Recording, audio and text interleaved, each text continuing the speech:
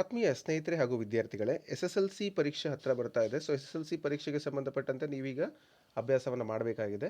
ಈ ಬಾರಿ ಕೂಡ ಕಳೆದ ಬಾರಿಯಂತೆ ಕ್ಯಾಮ್ರಾ ಇರ್ತದೆ ಹಾಗೂ ಕ್ಯಾಮ್ರಾಕ್ಕೆ ವಾಯ್ಸ್ ರೆಕಾರ್ಡನ್ನು ಕೂಡ ಹಾಕ್ತಾ ಇದ್ದಾರೆ. ಸೊ ವಿದ್ಯಾರ್ಥಿಗಳು ಮಾತನಾಡೋ ಸೌಂಡ್ ಕೂಡ ರೆಕಾರ್ಡ್ ಆಗುತ್ತೆ ಅಂತ ಹೇಳ್ತಾ ಇದ್ದಾರೆ. ಸೊ ಅಧಿಕೃತವಾಗಿ ನಿಮಗೆಲ್ಲ ಪರೀಕ್ಷೆಗೆ ಕಷ್ಟ ಆಗುತ್ತೆ ಅನ್ನುವಂಥ ಭಾವನೆಯನ್ನು ನೀವೆಲ್ಲ ವ್ಯಕ್ತಪಡಿಸ್ತಾ ಇದ್ರಿ. ಹಾಗಾಗಿ ಈ ಒಂದು ವಿಷಯಗಳನ್ನು ಯಾವ ರೀತಿ ಅಭ್ಯಾಸ ಮಾಡಬೇಕು, ಅದರಲ್ಲಿ ಎಸ್ಪೆಷಲಿ ಕನ್ನಡ ವಿಷಯದಿಂದ ಈಸಿಯಾಗಿ ಪಾಸಿಂಗ್ ಮಾರ್ಕ್ಸಿಗೆ ನಾವು ಅಂದರೆ ನಾನೀಗ ಆವರೇಜ್ ಸ್ಟೂಡೆಂಟ್ ಅಂದರೆ ವಿತೌಟ್ ಫೇಲ್ ಮೊದಲು ನಾನು ಪಾಸ್ ಆಗೋದನ್ನು ನೋಡಬೇಕು. ನಂತರ ನಾನು ಹೆಚ್ಚು ಸ್ಕೋರನ್ನು ಗಳಿಸೋದಕ್ಕೆ ಪ್ರಯತ್ನವನ್ನು ಮಾಡಬೇಕು. ಸೊ ಹಾಗಾಗಿ ಈ ಪಾಸಿಗೆ ಏನೆಲ್ಲ ಬೇಕು, ಫಿಕ್ಸ್ ಆಗಿ ನನಗೀಗ ಒಂದು 50 ಮಾರ್ಕ್ಸ್ ಆದರೂ ಬೇಕು ಅನ್ನೋಂತಕ್ಕಂತಹ ವಿದ್ಯಾರ್ಥಿಗಳು, ಆವರೇಜ್ ಇರ್ತಕ್ಕಂಥವ್ರು ಅಂದರೆ ಅವ್ರು ಯಾವ ರೀತಿ ಅಭ್ಯಾಸ ಮಾಡಬೇಕು ಅಂತ ಈ ಹಳೆಯ ಪ್ರಶ್ನೆ ಪತ್ರಿಕೆಯನ್ನು ಹಿಡ್ಕೊಂಡು ನಿಮಗೆ ನಾನು ಒಂದಷ್ಟು ಗೈಡೆನ್ಸನ್ನು ಕೊಡ್ತೀನಿ. ಸೊ ಯಾವ ರೀತಿ ಕೀ ಆನ್ಸರ್ಗಳಿರುತ್ತೆ ಮತ್ತು ನೀವು ಹೇಗೆ ಪ್ರಿಪೇರ್ ಆಗಬೇಕು ಅನ್ನೋದನ್ನು ಈ ಒಂದು ವಿಡಿಯೋದಲ್ಲಿ ನೋಡ್ಬೋದು ಅಂತ ಹೇಳ್ತಾ, ಸೊ ಮೊದಲಿಗೆ ಪ್ರಶ್ನೆ ಪತ್ರಿಕೆ ಸ್ವರೂಪವನ್ನು ಅರ್ಥ ಮಾಡ್ಕೊಳ್ಳೋಣ. ಬಹು ಆಯ್ಕೆಯ ಪ್ರಶ್ನೆಗಳಿರುತ್ತೆ 6 ಅಂಕಕ್ಕೆ. ಸೊ ಅಲ್ಲಿ ಗ್ರಾಮರ್ ಕೂಡ ಇರುತ್ತೆ. ಇಲ್ಲಿ ನೀವು ನೋಡ್ಬೋದು, ಕನ್ನಡ ವರ್ಣಮಾಲೆಯಲ್ಲಿ ಮಹಾಪ್ರಾಣಾಕ್ಷರಗಳ ಸಂಖ್ಯೆ ಅಂದರೆ ಕನ್ನಡ ಗ್ರಾಮರಿಗೆ ಸಂಬಂಧಪಟ್ಟಂತೆ ಇಲ್ಲಿ ಅಂಕಗಳು ಇದ್ದಾವೆ. ಸೊ ಅದಕ್ಕೆ 10, ನೀವು ಅಲ್ಲಿ ವರ್ಗೀಯ ವ್ಯಂಜನಗಳು 25ರಲ್ಲಿ 2 ಲೈನ್ ಬರುತ್ತವೆ, 5 5 10 ಅಂತ ನಿಮಗೆ ಗೊತ್ತಿದೆ. ಸೊ ಹಾಗೆಯೇ ನೋಡಿ, ಸಂಧಿಗೆ ಉದಾಹರಣೆ, ಸಂಧಿಗಳ ಬಗ್ಗೆ ನಿಮಗೆ ಕೇಳ್ತಾರೆ. ಆಮೇಲೆ ತೃತೀಯ ವಿಭಕ್ತಿ ಕಾರಕಾರ್ಥ ಅಂತ ಕೇಳಿದ್ದಾರೆ. ಸೊ ಇವು 3 ಪ್ರಶ್ನೆಗಳು ಕೂಡ ಗ್ರಾಮರಿಂದನೇ ಬಂದಿದ್ದಾವೆ. ಮತ್ತು ಇದು ಕೂಡ ಉಪವಾಕ್ಯಗಳು ಬಂದಿರ್ತಾವಲ್ವ, ಅದು ಮುಗಿದ ಮೇಲೆ ಏನೆಲ್ಲ ಹಾಕಬೇಕು ಅಂದರೆ ಅರ್ಧ ವಿರಾಮ, ಉಪವಾಕ್ಯಗಳು. ನೆಕ್ಸ್ಟು ಕೊರೆತ ಪದದ ವ್ಯಾಕರಣಾಂಶ, ಇದು ಕೂಡ ಒಂದು ಗ್ರಾಮರ್ ಕಂಟೆಂಟೇ. ಕಣ್ದೆರೆ ಸಮಾಸ. ಸೊ ಇದು ಕೂಡ 6 ಪ್ರಶ್ನೆಗಳು ಗ್ರಾಮರಿಂದನೇ ಬಂದಿದ್ದಾವೆ. ಸೊ ಅರ್ಥ ಮಾಡ್ಕೊಳ್ಳಿ, ವ್ಯಾಕರಣವನ್ನು ಅಭ್ಯಾಸ ಮಾಡೋದು ಹೆಚ್ಚಿನ ಅಂಕಗಳನ್ನು ನಿಮಗೆ ಕೊಡುತ್ತೆ. ನೆಕ್ಸ್ಟು ಮೊದಲೆರಡು ಪದಗಳಿಗೆ ಸಂಬಂಧಪಟ್ಟಂತೆ ಅರ್ಥವನ್ನು ಹುಡುಕಿ 3ನೇ ಪದಕ್ಕೆ ಸರಿಯಾದ ಉತ್ತರ ಬರೆಯೋದು ಅಂತ ಕೊಟ್ಟಿದ್ದಾರೆ. ಇಲ್ಲಿ 4 ಪ್ರಶ್ನೆಗಳು ಬರುತ್ತೆ. ಸೊ ಈ ರೀತಿ ನೆಕ್ಸ್ಟ್ 1 ಅಂಕದ ಪ್ರಶ್ನೆಗಳು ಪಾಠಗಳಿಂದ ಬರುತ್ತೆ. ನೀವು ಅದನ್ನು ನೋಡ್ಬೋದು. ಇಲ್ಲೂ ಕೂಡ ಗ್ರಾಮರ್ ಕೇಳುವ ಸಾಧ್ಯತೆ ಇದ್ದೇ ಇರುತ್ತೆ. ಸೊ ಇಲ್ಲಿ 2 ಅಂಕದ ಪ್ರಶ್ನೆಗಳು 10 ಪ್ರಶ್ನೆಗಳಿರುತ್ತೆ. ಸೊ ಅಲ್ಲೂ ಕೂಡ ನೀವು ಅಭ್ಯಾಸವನ್ನು ಮಾಡಬೇಕಾಗತ್ತೆ. ಅಂದರೆ ಟೊಪ್ಪಿಗೆಯ ವಿಶೇಷತೆಯನ್ನು ಲೇಖಕರು ಹೇಗೆ ದಾಖಲಿಸಿದ್ದಾರೆ, ಇದಕ್ಕೆ ನೀವು 3-4 ವಾಕ್ಯಗಳಲ್ಲಿ ಬರೀಬೇಕಾಗತ್ತೆ. ನೋಡಿ, ಇಲ್ಲಿ ಅವರು ಕೊಟ್ಟಿರುವಂಥ ಲೈನ್ಸನ್ನು ನೀವು ಕೌಂಟ್ ಮಾಡಿದ್ದು ಕೀ ಆನ್ಸರ್ ಅಧಿಕೃತವಾಗಿ ವೆಬ್ಸೈಟಲ್ಲಿ ಬಿಡುಗಡೆ ಆಗಿರುವಂಥದ್ದು 1 2 3 4 5 6 7. ಅಂದರೆ ನೀವು ಬುಕ್ಕಲ್ಲಿ ಬರೆದ್ರೆ ಒಂದು 7 ಲೈನ್ ಅಥವಾ 8 ಲೈನ್ ಬರ್ಬೋದು. ದೊಡ್ಡ ದಪ್ಪ ಬರೆದ್ರೆ 9 ಲೈನ್ ಬರ್ಬೋದು ಅಷ್ಟೇ. ಅಂದರೆ 7 ಲೈನ್ ಅಂತ ತಿಳ್ಕೊಳ್ಳೋಣ, 6 ಅಥವಾ 7 ಲೈನ್ ನೀವು ಬರೆದ್ರೆ ನೀಟಾಗಿ ಸ್ಪಷ್ಟವಾಗಿ. ಹಾಗಾಗಿ 2 ಅಂಕಕ್ಕೆ ನೀವು ತುಂಬ ರಿಸ್ಕ್ ತಗೊಂಡು ಬರೆಯುವಂಥ ಅವಶ್ಯಕತೆ ಇಲ್ಲ. ಬಟ್ ಅಲ್ಲಿ ಮ್ಯಾಟರ್ ತುಂಬ ಇಂಪಾರ್ಟೆಂಟ್ ಆಗಿರುತ್ತೆ. ಇದನ್ನು ಕೂಡ ನೀವು ನೆನಪಿಟ್ಕೊಳ್ಳಿ. ಸೊ ಈಗ ಅಂಕಗಳನ್ನು ನೀವು ತಗೋಬೇಕಾದ್ರೆ 2 ಅಂಕದ ಪ್ರಶ್ನೆಗಳು 10 ಇರ್ತವೆ. ಸೊ ಪಾಠದ ಬಗ್ಗೆ ನೀವು ಚೆನ್ನಾಗಿ ಅಭ್ಯಾಸ ಮಾಡ್ಕೋಬೇಕು. ಇನ್ನು ಇಲ್ಲಿ ಇನ್ನೊಂದು ಮುಖ್ಯವಾದ ವಿಷಯ ಏನಪ್ಪ ಅಂದರೆ, ಕವಿಗಳ ಅಥವಾ ಸಾಹಿತಿಗಳ ಜನ್ಮಸ್ಥಳ, ಕಾಲ, ಕೃತಿ ಮತ್ತು ಬಿರುದು, ಪ್ರಶಸ್ತಿಗಳನ್ನು ಕುರಿತು ವಾಕ್ಯ ರೂಪದಲ್ಲಿ ಬರೆಯುವುದು. ಇಲ್ಲಿ ಜನ್ಮ, ಸ್ಥಳ, ಕಾಲ, ಕೃತಿ, ಬಿರುದು, ಪ್ರಶಸ್ತಿ ವಾಕ್ಯ ರೂಪದಲ್ಲಿ ಬರೆಯುವುದು ಶೈಲಿ. ಇದಕ್ಕೆ ಒಂದೊಂದಕ್ಕೆ ಒಂದೊಂದು ಅಂಕ ಇರುತ್ತೆ. ಈ ಕಾಲ ಮತ್ತು ಜನ್ಮಸ್ಥಳಕ್ಕೆ 1 ಅಂಕ, ಕೃತಿ, ಬಿರುದು, ಪ್ರಶಸ್ತಿಗೆ 1 ಅಂಕ, ಇನ್ನು ವಾಕ್ಯ ರೂಪದಲ್ಲಿ ಬರೆಯೋದಕ್ಕೆ 1 ಅಂಕ, ಒಟ್ಟು 3 ಅಂಕವನ್ನು ಇಲ್ಲಿ ಕೊಡ್ತಾರೆ. 3 ಅಂಕದ ಪ್ರಶ್ನೆ.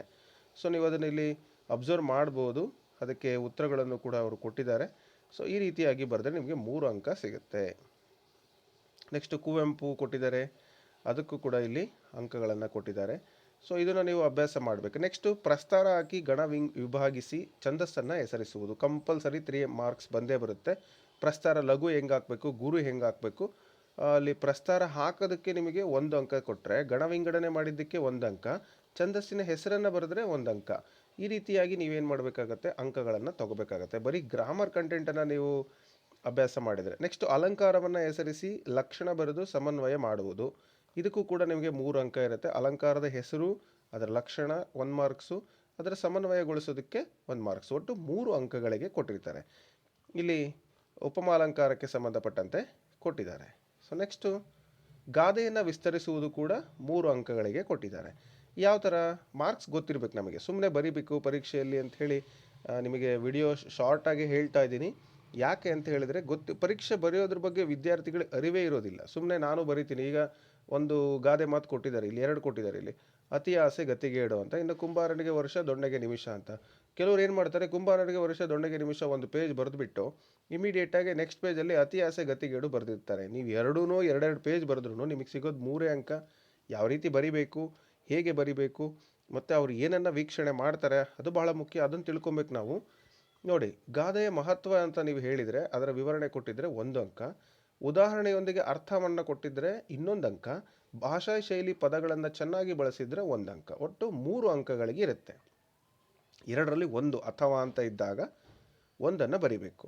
ಇಲ್ಲಿ ಕೀ ಆನ್ಸರ್ ಅವ್ರು ಕೊಟ್ಟಿಲ್ಲ. ಸೊ ಅಂದರೆ ಯಾವುದ್ಯಾವುದಕ್ಕೆ ಅಂಕ ಅಂತ ಕೊಟ್ಟಿದ್ದಾರೆ. ನೆಕ್ಸ್ಟು ಸಂದರ್ಭವನ್ನು ಸ್ವಾರಸ್ಯದೊಂದಿಗೆ ಬರೆಯುವುದು. ಅಲ್ಲಿ ನೋಡಿ, ಯಾವ ಪಾಠದಿಂದ ಮತ್ತು ಬರೆದಿರೋರು ಯಾರು, ಪಾಠದ ಹೆಸರೇನು, 1 ಅಂಕ, ಸಂದರ್ಭ ಹೇಳಿದರೆ 2 ಅಂಕ, ಸ್ವಾರಸ್ಯ ಶೈಲಿಯನ್ನು ಕೊಟ್ಟರೆ 1 ಅಂಕ. ಒಟ್ಟು 3 ಅಂಕ ಕೊಟ್ಟಿದ್ದಾರೆ. ಗೊತ್ತಾಯ್ತಾ? ನೋಡಿ, ಆಯ್ಕೆ, ಸಂದರ್ಭ ಮತ್ತು ಲಾಸ್ಟ್ನೇದು ಸ್ವಾರಸ್ಯ. ಇಷ್ಟು ಬರಿಬೇಕಾಗುತ್ತೆ ನೀವು. ಸೊ ಅದಕ್ಕೆ ಕೂಡ ನಿಮಗೆ ಅಂಕಗಳು ಸಿಗುತ್ತೆ. ಸಾಕಷ್ಟು ಪ್ರಶ್ನೆಗಳು ಅದರಿಂದ ಬರುತ್ತೆ. ಈ ಎಲ್ಲ ಪಾಠಗಳಲ್ಲಿ ಬರುವಂಥ ಸಂದರ್ಭಗಳು ಅವನ್ನೆಲ್ಲ ನೀವು ಅಂದರೆ ಪಾಠ ಚೆನ್ನಾಗಿ ಅಭ್ಯಾಸ ಮಾಡಿಬಿಟ್ರೆ ಇವಕ್ಕೆಲ್ಲ ಪ್ರಶ್ನೆಗಳಿಗೂ ನೀವು ನಿರರ್ಗಳವಾಗಿ ನೀಟಾಗಿ ಸ್ಪಷ್ಟವಾಗಿ ಉತ್ತರವನ್ನು ಬರೀಬೋದು. ಎಷ್ಟು ಅಂಕ ತಗೋಬೋದು ನೀವು. ನೆಕ್ಸ್ಟು ಇನ್ನೊಂದು ಬಹಳ ಇಂಪಾರ್ಟೆಂಟು, ನಿಮಗೆಲ್ಲ ಭಾಳಷ್ಟು ಫೇವ್ರೇಟು. ಈಗ ಯಾವುದಾದ್ರೂ ಒಂದು ಸಾಂಗ್ ಹೇಳ್ತಿರ್ತೀವಲ್ಲ, ಆ ಥರ ಈ ಪದ್ಯಗಳನ್ನು ಹೇಳ್ತಿರ್ಬೇಕು. ಆ ಥರ ನೀವು ಮನಸ್ಸಿನಲ್ಲಿ ರೂಢಿಸ್ಕೊಂಡು ನಿಮ್ಮ ನಿತ್ಯ ಜೀವನದಲ್ಲಿ ಈ ಪದ್ಯಗಳನ್ನು ಚೆನ್ನಾಗಿ ಹೇಳ್ತಿದ್ರಿ ಅಂದರೆ ಖಂಡಿತ ನೀವು ಸಕ್ಸಸ್ಸು. ನೋಡಿ, ಪದ್ಯಗಳನ್ನು ಪೂರ್ಣಗೊಳಿಸಿ, ತಪ್ಪಿಲ್ಲದೆ ಬರೆದು ಪ್ರತಿ ಸಾಲಿಗೆ 1 ಅಂಕ. 4 ಸಾಲು ಇರ್ತಾವ, 1 ಅಂಕ. ಇದಕ್ಕೊಂದು ಇದಕ್ಕೊಂದು ಇದಕ್ಕೊಂದು. 1 ಲೈನ್ ಕರೆಕ್ಟ್ ಇತ್ತಾ, 1 ಮಾರ್ಕ್ಸು. ಇಷ್ಟೇ ನೋಡಿ, ಮತ್ತೇನಿಲ್ಲ. 2 ಕೊಟ್ಟಿದ್ದಾರೆ ಇಲ್ಲಿ. ಯುಗ ಯುಗಗಳ ಇನ್ನೊಂದು ಉತ್ತರಗಳು ಕೂಡ ಕೊಟ್ಟಿದ್ದಾರೆ ಇಲ್ಲಿ. ನೀಲಮೇಘ ಮಂಡಲ ಅದೊಂದು ಪದ್ಯ, ಮತ್ತೊಂದು ಯುಗ ಯುಗಗಳ ಈ ಪದ್ಯ. ಬಟ್ ನಿಮಗೆ ಪರೀಕ್ಷೆಯಲ್ಲಿ ಯಾವ್ದು ಬೇಕಾದ್ರೂ ಬರ್ಬೋದು. 4 ಅಂಕ ತಗೊಳಕ್ಕೆ ನೀವು ರೆಡಿ ಇರಬೇಕಷ್ಟೆ. ಅಂದರೆ ಪರ್ಫೆಕ್ಟ್ ಆಗಬೇಕು. ಅಂದರೆ ಏನು ಓದಬೇಕು, ಹೇಗೆ ಓದಬೇಕು, ಸುಮ್ಮನೆ ನಾನು ಓದ್ತಾ ಇದ್ದೀನಿ ಅಂತೇಳಿ ಬುಕ್ ತೊಗೊಂಡು ಸುಮ್ಮನೆ ತಿರುವಾಕಿ ಟೈಮ್ ವೇಸ್ಟ್ ಮಾಡೋದಲ್ಲ. ಈ ರೀತಿಯಾಗಿ ಓದಬೇಕು, ಅರ್ಥ ಮಾಡ್ಕೊಳ್ಳಿ. ನೆಕ್ಸ್ಟು ಪದ್ಯ ಭಾಗವನ್ನು ಓದಿ ಅರ್ಥ ಮಾಡಿಕೊಂಡು ಮೌಲ್ಯವನ್ನಾಧರಿಸಿ ಸಾರಾಂಶವನ್ನು ಬರೀರಿ ಅಂತ ಇದೆ. ವಿಷಯಾಂಶವನ್ನು ನೀವು ಚೆನ್ನಾಗಿ ಬರೆದಿದ್ರೆ 3 ಅಂಕ, ಅದನ್ನು ಮೌಲ್ಯಗಳು ಪದಬಂಧ ಶೈಲಿಗೆ 1 ಅಂಕ, ಒಟ್ಟು 4 ಅಂಕಗಳಿಗೆ ಇರುತ್ತೆ. ಇದನ್ನು ಚೆನ್ನಾಗಿ ಅರ್ಥ ಮಾಡ್ಕೊಳ್ಳಿ, ಬರೀರಿ. ಸೊ ಅದನ್ನು ಸ್ವಲ್ಪ ನಿಮ್ಮದೇ ಆದ ಪದಗಳಲ್ಲಿ ಬರೀರಿ. 4 ಸಿಗಲಿಲ್ಲ ಅಂದರೆ ಅಟ್ಲೀಸ್ಟ್ 2 ಅಂಕನಾದರೂ ನಿಮಗೆ ಸಿಗಲಿ ಅನ್ನೋವಂಥದ್ದು. ನೆಕ್ಸ್ಟ್ 8-10 ವಾಕ್ಯಗಳಲ್ಲಿ ಪ್ರಶ್ನೆಗಳನ್ನು ಕೊಟ್ಟಿದ್ದಾರೆ. ಇಲ್ಲಿ ಚೆನ್ನಾಗಿ ಉತ್ತರ ಬರೆದರೆ 3 ಅಂಕ, ಭಾಷಾ ಶೈಲಿ ಪದಗಳನ್ನು ಬರೆದಿದ್ದಕ್ಕೆ 1 ಅಂಕ, ಒಟ್ಟು 4 ಅಂಕಗಳಿಗೆ ಪ್ರಶ್ನೆಯನ್ನು ಕೇಳ್ತಾರೆ. ಅಂದರೆ ಒಂದೊಂದು ಪ್ರಶ್ನೆಗೆ 4 ಅಂಕಗಳನ್ನು ಕೊಟ್ಟಿದ್ದಾರೆ. ನೋಡಿ ಯಾವ ಥರ ಪ್ರಶ್ನೆಗಳು ಬರುತ್ತೆ. ಪದ್ಯದಿಂದ, ಪಾಠಗಳಿಂದ ಡೀಟೇಲ್ ಆಗಿ ಬರೆಯುವಂಥದ್ದು ಬರುತ್ತೆ. ಸೊ ನೀವು ಅದಕ್ಕೆ ಸ್ವಲ್ಪ ಫಾಸ್ಟಾಗಿರಬೇಕು, ಈ ಥರದ ಒಂದು ಪ್ರಶ್ನೆಗಳು. ನೆಕ್ಸ್ಟ್ ಇನ್ನೂ 4 ಅಂಕದ ಪ್ರಶ್ನೆ, ಗದ್ಯ ಭಾಗವನ್ನು ಓದಿಕೊಂಡು ಪ್ರಶ್ನೆಗಳಿಗೆ ಉತ್ತರಿಸಿ. ಇದನ್ನು ನೋಡಿ, ಎಲ್ಲೂ ನೀವು ಬುಕ್ ಓದಿಲ್ಲ, ನಾನು ಯಾವ ಪಾಠನೂ ಓದಿಲ್ಲ ಅಂದರೆ ಡೈರೆಕ್ಟಾಗಿ ಕೆಲವರು ಇದು ಎಕ್ಸ್ಟರ್ನಲ್ ಅಭ್ಯರ್ಥಿಗಳಿಗೆ ಇಂಥದ್ರಿಂದ ಮಾರ್ಕ್ಸ್ ತಗೋಬೋದು. ಹೇಗೆ ಅಂದರೆ, ಗದ್ಯವನ್ನು ಓದಿದ ನಂತರ ಪ್ರಶ್ನೆಗಳಿಗೆ ಉತ್ತರಿಸಿ ಅಂತ ಆಯಿತಾ. ನೀವೇನು ಮಾಡಬೇಕು, ಮೊದಲೇ ಪ್ರಶ್ನೆನ ಓದ್ಕೊಂಬಿಡಿ. ಇಲ್ಲೇನು ಕೊಟ್ಟಿದ್ದಾರೆ ಪ್ರಶ್ನೆ ನೋಡಿ. ಅಂಬೇಡ್ಕರರ ಜ್ಞಾನ ದಾಹ ಹೇಗಿತ್ತು. 2ನೇ ಪ್ರಶ್ನೆ, ಅಂಬೇಡ್ಕರರು ತಮ್ಮ ಬಿಡುವಿನ ಸಮಯವನ್ನು ಹೇಗೆ ಕಳೆಯುತ್ತಿದ್ದರು. 2 ಪ್ರಶ್ನೆ ಇದೆ. ಮೊದಲು ನೀವೇನು ಮಾಡಬೇಕು, ಈ ಪ್ರಶ್ನೆ ಓದ್ಕೊಂಬಿಟ್ರೆ ಜ್ಞಾನದ ದಾಹ ಹೇಗಿತ್ತು, ಬಿಡುವಿನ ಸಮಯವನ್ನು ಹೇಗೆ ಕಳೀತಾ ಇದ್ರು ಅಂತ ನೋಡ್ಕೊಳ್ಳಿ.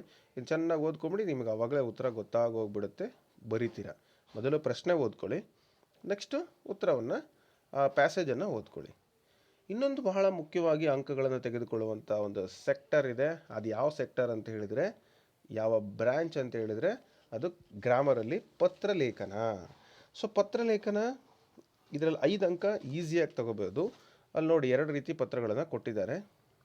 ನಿಮ್ಮನ್ನು ಧಾರವಾಡದ ನಿವಾಸಿ ಹರ್ಷಿತಾ ಎಂದು ಭಾವಿಸಿಕೊಂಡು ನಿಮ್ಮ ಬಡಾವಣೆಯಲ್ಲಿ ಸಾರ್ವಜನಿಕ ಶೌಚಾಲಯ ನಿರ್ಮಿಸಿಕೊಡುವಂತೆ ಕೋರಿ ಮಹಾನಗರ ಪಾಲಿಕೆಯ ಆಯುಕ್ತರಿಗೆ ಪತ್ರ ಬರೀರಿ. ಇದು ಅಫಿಷಿಯಲ್ ಲೆಟರ್ ಕೇಳಿದ್ದಾರೆ. ಓಕೆನಾ. ನೆಕ್ಸ್ಟು, ನಿಮ್ಮ ದಾವಣಗೆರೆ ಸರ್ಕಾರಿ ಪ್ರೌಢಶಾಲೆಯ ಅಥರ್ವ ಎಂದು ಭಾವಿಸಿಕೊಂಡು ಶಾಲೆಯಲ್ಲಿ ಆಚರಿಸುವ ವಾರ್ಷಿಕೋತ್ಸವ ಕಾರ್ಯಕ್ರಮವನ್ನು ವಿವರಿಸಿ ಬೆಳಗಾವಿ ಸರ್ಕಾರಿ ಪ್ರೌಢಶಾಲೆಯಲ್ಲಿ ವ್ಯಾಸಂಗ ಮಾಡುತ್ತಿರುವ ಸಿದ್ಧಾಂತ್ ಎಂಬ ಹೆಸರಿನ ಗೆಳೆಯನಿಗೆ ಪತ್ರ. ಇದು ಒಂದು ಏನಾಗ್ತಿದೆ, ಜನರಲ್ ಪತ್ರ, ಪರ್ಸನಲ್ ಲೆಟರ್ ಆಗುತ್ತೆ. ನೀನು ಒಂದು ಶಾಲೆಯಲ್ಲಿ ಓದ್ತಾ ಇದ್ದೆ, ನಿನ್ನ ಹೆಸರು ಅಥರ್ವ, ಬೆಳಗಾವಿಯಲ್ಲಿ ಮತ್ತೆ ಸಿದ್ಧಾಂತ್ ಅಂತ ಇದ್ದಾನೆ, ಅವನಿಗೆ ನೀವು ಲೆಟರ್ ಬರೀಬೇಕು. ಆಮೇಲೆ ನಿಮ್ಮ ಹೆಸರು ಬರೆಯೋಂಗಿಲ್ಲ. ಅದನ್ನು ನೋಡಿ, ಸಂಬೋಧನೆ ವಿಷಯಕ್ಕೆ 1 ಅಂಕ, ಪತ್ರದ ಒಂದು ನಿರೂಪಣೆಗೆ 2 ಅಂಕ, ವಂದನೆ ಮುಕ್ತಾಯ ಇಂತಿ ದಿನಾಂಕ ಅದಕ್ಕೆಲ್ಲ 1 ಅಂಕ, ಭಾಷಾ ಶೈಲಿಗೆ 1 ಅಂಕ, ಒಟ್ಟು 5 ಅಂಕಗಳನ್ನು ಕೊಡ್ತಾರೆ. ನೀವು ಯಾವುದಾದ್ರೂ ಒಂದು ಪರ್ಫೆಕ್ಟ್ ಆಗ್ರಿ, ಒಂದು ಅಫಿಷಿಯಲ್ ಲೆಟರ್ ಆದರೂ ಆಗಲಿ ಅಥವಾ ಪರ್ಸನಲ್ ಲೆಟರ್ ಆದರೂ ಆಗಲಿ, 5 ಅಂಕ ನಿಮಗೆ ಸಿಕ್ಕೇ ಸಿಗುತ್ತೆ. ಮತ್ತು ಪ್ರಬಂಧದ ಬಗ್ಗೆ ಕೇಳ್ತಾರೆ, ಗ್ರಾಮರು. ಅದ್ರ ಬಗ್ಗೆನೂ ಕೂಡ ನೀವು ಬರೀಬೇಕು. ಪ್ರವೇಶ ಅಥವಾ ಪೀಠಿಕೆಗೆ 1 ಅಂಕ ಇರುತ್ತೆ. ಗ್ರಾಮರಲ್ಲಿ ವಿವರಣೆ ಕೊಡೋದಕ್ಕೆ 2 ಅಂಕ ಇರುತ್ತೆ. ಉಪಸಂಹಾರ ಮುಕ್ತಾಯ ಸಮಾಪ್ತಿಗೆ 1 ಅಂಕ. ಭಾಷಾ ಶೈಲಿ ಮತ್ತು ಪದಗಳನ್ನು ನೀವು ಬಳಸಿದ್ದಕ್ಕೆ 1 ಅಂಕ. ಟೋಟಲ್ 5 ಅಂಕಗಳನ್ನು ಅಲ್ಲಿ ಮೀಸಲಿಟ್ಟಿರ್ತಾರೆ. ಸೊ ಇಷ್ಟು ರೀತಿಯಲ್ಲಿ ನೀವು ಪರೀಕ್ಷೆಯಲ್ಲಿ ಬರೆದು, ಅಂದರೆ ನನಗೇನೋ ಜನರಲ್ ಕಂಟೆಂಟೇ ಗೊತ್ತಿಲ್ಲಪ್ಪ, ಜಾಸ್ತಿ ನಾನು ಅಭ್ಯಾಸ ಮಾಡಲ್ಲ ಅನ್ನೋಂಥವ್ರು ಇದನ್ನು ನೀವು ರೂಢಿಸ್ಕೊಂಡ್ರೆ ಪರೀಕ್ಷೆಯ ವೇಳೆಗೆ 100% ನೀವು ಫೇಲ್ ಆಗೋಕ್ಕೆ ಚಾನ್ಸೇ ಇಲ್ಲ. ಇದನ್ನು ಬರೆದಿಟ್ಕೊಳ್ಳಿ. ಗ್ರೇಸ್ ಅಂಕ ಕೊಡ್ತಾರೆ ಅಥವಾ ನಮಗೆ ಯಾರೋ ಹೆಲ್ಪ್ ಮಾಡ್ತಾರೆ, ಇದ್ರ ಬಗ್ಗೆ ನೀವು ವಿಚಾರ ಮಾಡಬೇಡಿ, ಈಗಿಂದನೇ ಅಭ್ಯಾಸ ಮಾಡಿ ಅಂತ ಹೇಳ್ತಾ, ಸೊ ಇದೊಂದು ಪಾಸಿಂಗ್ ಪ್ಯಾಕೇಜ್ ಥರ ನಿಮಗೊಂದು SSLC ಕನ್ನಡ ವಿಷಯದ ರೂಪುರೇಷೆ ಆಗಿತ್ತು ಅಂತ ಹೇಳ್ತಾ ಮುಂದಿನ ವೀಡಿಯೋದಲ್ಲಿ ಮತ್ತೆ ಭೇಟಿ ಆಗ್ತೀನಿ. Thank you so much. Have a nice day. Bye.